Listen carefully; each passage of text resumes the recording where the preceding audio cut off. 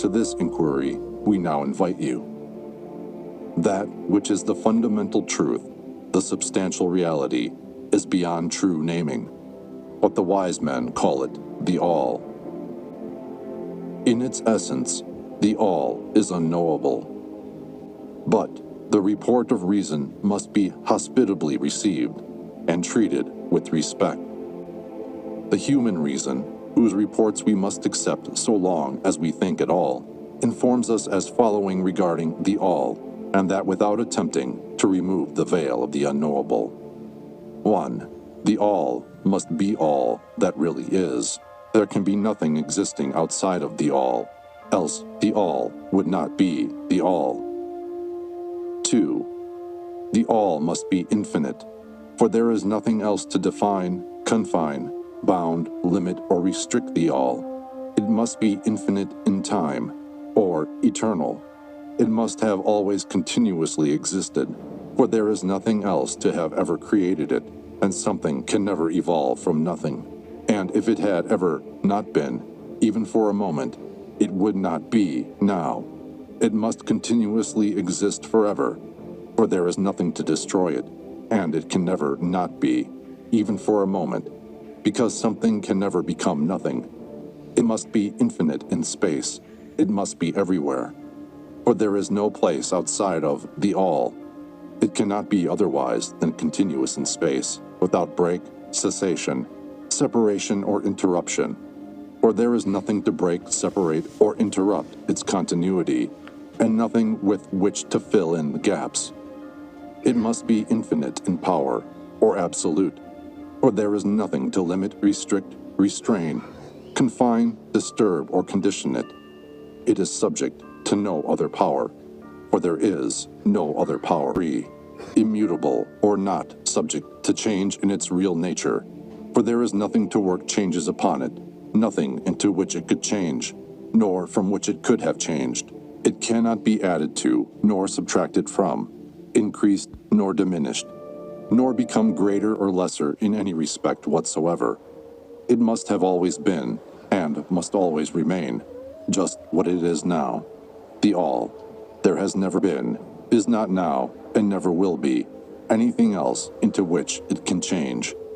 The All, being infinite, absolute, eternal, and unchangeable, it must follow that anything finite, changeable, fleeting, and conditioned cannot be the All. And as there is nothing outside of the All, in reality, then any and all such finite things must be as nothing in reality. Now, do not become befogged nor frightened. We are not trying to lead you into the Christian Science field under cover of Hermetic philosophy. There is a reconciliation of this apparently contradictory state of affairs. Be patient. We will reach it in time. We see around us that which is called matter, which foundations for all forms. Is the All merely matter? Not at all. Matter cannot manifest life or mind. And as life and mind are manifested in the universe, the All cannot be matter, for nothing rises higher than its own source. Nothing is ever manifested in an effect that is not in the cause. Nothing is evolved as a consequent that is not involved as an antecedent. And then, modern science informs us that there is really no such thing as matter, that what we call matter is merely interrupted energy or force. That is, energy or force at a low rate of vibration. As a recent writer has said, matter has melted into mystery. Even material science has abandoned the theory of matter and now rests on the basis of energy. Then is the All mere energy or force? Not energy or force as the materialists use the terms, for their energy and force are blind, mechanical things, devoid of life or mind. Life and mind can never evolve from blind energy or force, for the reason given a moment ago. Nothing can rise higher than its source. Nothing is evolved unless it is involved.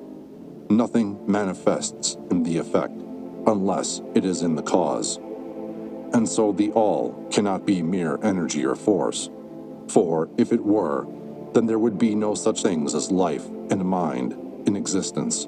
And we know better than that, for we are alive and using mind to consider this very question. And so are those who claim that energy or force is everything. What is there, then, higher than matter or energy that we know to be existent in the universe? Life and mind. Life and mind in all their varying degrees of unfoldment. Then, you ask, do you mean to tell us that the all is life and mind? Yes and no is our answer.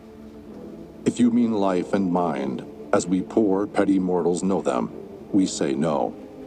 The all is not that. But what kind of life and mind do you mean, you ask? The answer is living mind, as far above that which mortals know by those words, as life and mind are higher than mechanical forces, or matter. Infinite living mind as compared to finite life and mind.